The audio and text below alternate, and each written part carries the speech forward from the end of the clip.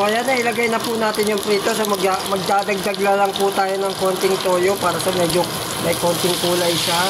Yan, para sa ating sinabawan. Yan. So siyempre,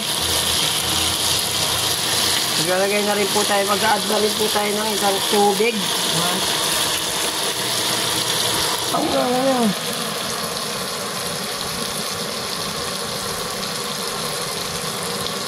Ayan, maglalagay po tayo ng tubig.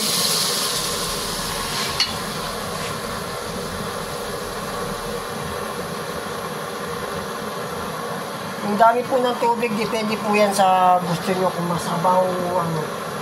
Nasa sa inyo na po yan. Ayan, so syempre, talagyan po natin siya ng Maggi sarap, syempre. Para sa kanyang pampalasa.